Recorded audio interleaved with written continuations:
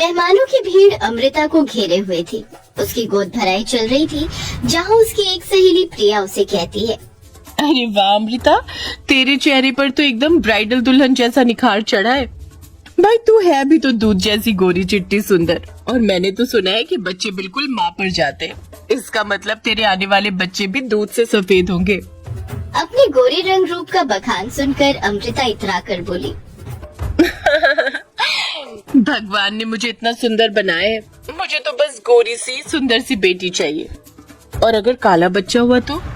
ये सुनकर अमृता भद्दा सा मुंह बनाकर बोली, काले बच्चे का तो सवाल ही पैदा नहीं होता, बिकॉज मुझे काले रंग से नफरत है, नफरत। भगवान ने अमृता को रच कर सुंदरता दी थी और गोरा दूधिया रंग, तिरछे नैन नक्श, इसलिए उसे अपने गोरेपन पर बहुत गुमान था। गुजरते दिन के साथ अमृता को दर्द शुरू हो जाता है। थोड़ी देर में अमृता एक गोरी बेटी को जन्म देती है और कराहते हुए भी एक ही शब्द पूछती है, डॉक्टर मेरी बेटी गोरी तो है ना? डॉक्टर बड़े अचंभे से उसे देखता है। पहली बार ऐसी माँ देखी है जिसे डिलीवरी के दर्द से ज्यादा बच्चे के गोरे और काले रंग की पड़ी है। अमृता एक नहीं बल्कि 2 जुड़वा बेटियों को जन्म देती है, जिसमें एक गोरी और दूसरी बहुत काली होती है। डॉक्टर, कहाँ है मेरी दोनों जुड़वा बेटियाँ? मैं उन्हें देखना चाहती हूँ। जी, ये रही आपकी बेटियाँ। गोरी बेटी को देखकर तो अमृता फूली न समाई, मगर अपनी काली बेटी को देखते ही उसने उसे गोद से झटक दिया।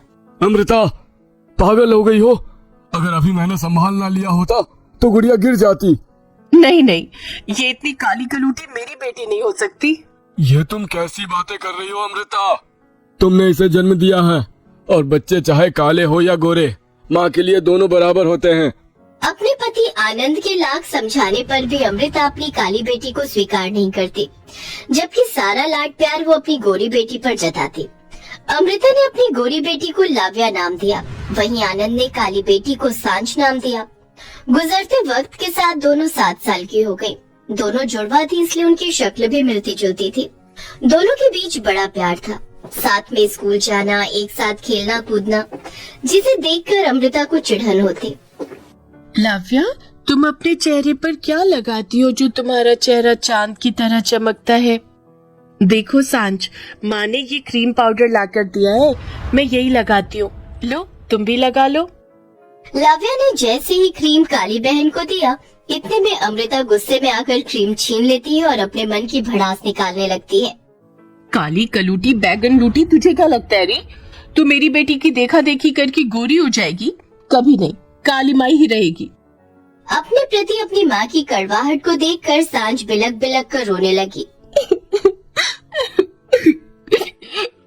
आप मुझसे इतनी नफरत क्यों करती हो? मैं भी तो आपकी बेटी हूँ। ये कहते सांझ ने अपनी माँ का आंचल छुआ, तभी उसने उसे दूर धकेल दिया। दूर हट मुझसे, नास बेटी कहीं की। सांझ तुम ठीक तो हो? उठ मेरी बहन। लाव्या अपने हाथों से उसे मलहम लगाती है।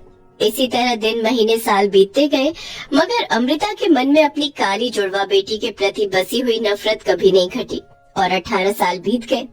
अमृता की दोनों जुड़वा गोरी और काली बेटी अब 25 साल की हो गई, वहीं अमृता 45 साल की। माँ कहाँ हो आप?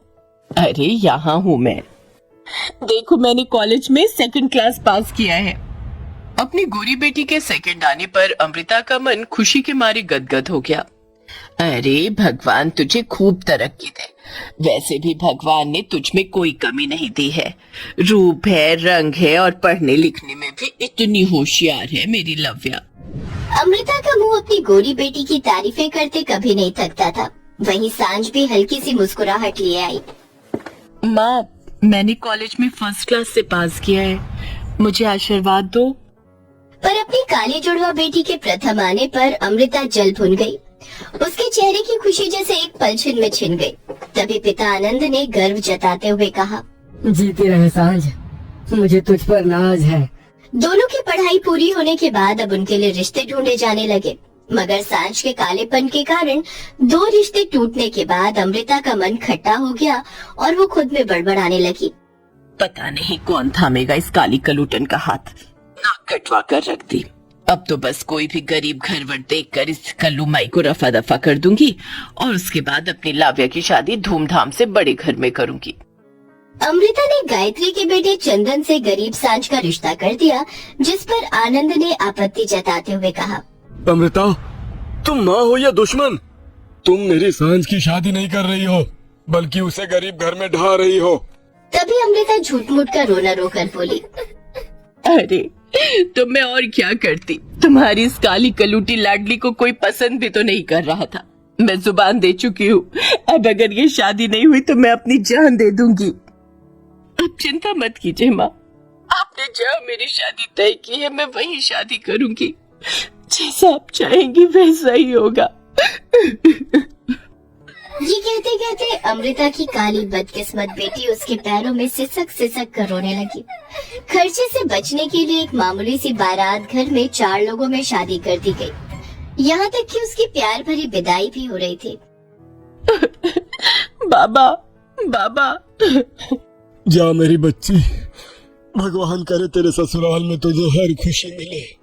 अच्छा माँ, मैं चलती हूँ। सांझ टूटा मन लिए अपने गरीब ससुराल आ गई, जहाँ गायत्री ने उसका दिल से स्वागत सत्कार किया। आओ दुल्हन, ये हम गरीबों का सौभाग्य है जो तुम इस घर की लक्ष्मी बनकर आई हो। अपनी सास के मन में ऐसे स्नेह को देखकर सांझ के मन के सारे घाव भर गए। वहीं दूसरी तरफ अमृता ने अपनी गोरी बेटी लाव्या की शादी दौलतमंद घर देखकर, बहुत सा दान दहेज देकर पूरे धूमधाम से निरंजन के बेटे अजिंक्य से कर दी। समधन जी, मैंने अपनी बेटी को बड़े नाजों से पाला है।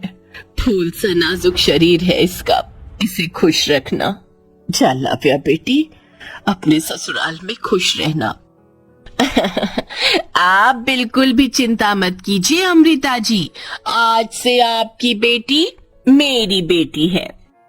निरंजना ने ऐसा कहकर अमृता को यकीन तो दिला दिया, मगर अमृता को कहाँ पता था कि लाव्या की जिंदगी में पहाड़ सा दुख भोगना लिखा है।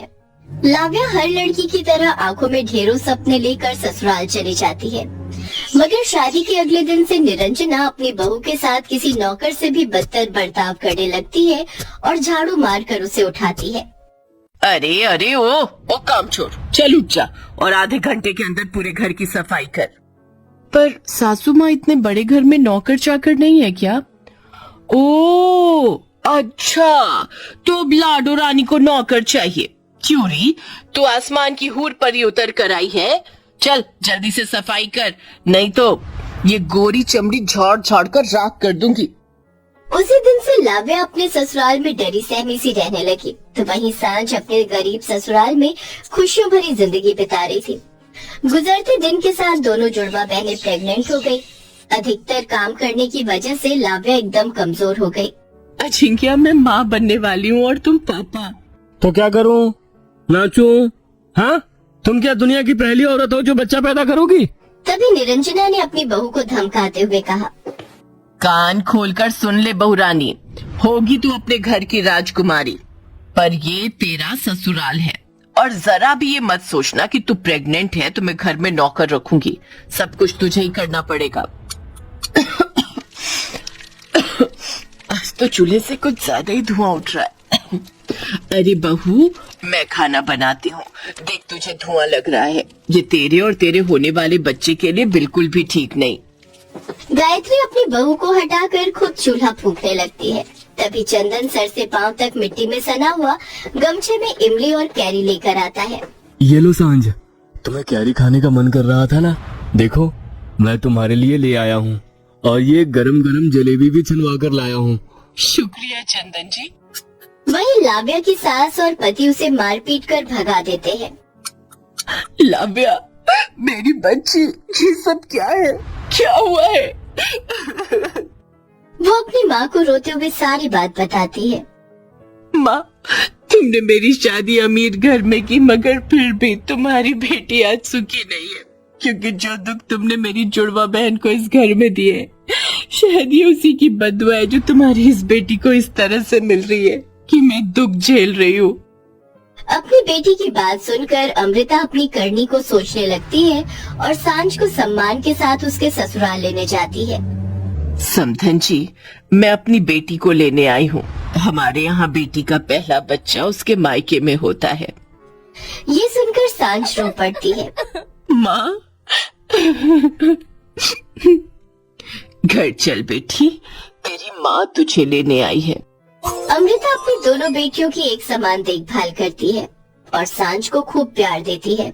वहीं थोड़े दिन बाद निरंजना को अपनी गलतियों का एहसास हो जाता है और वो भी लाव्या को इज्जत के साथ लेकर जाती है।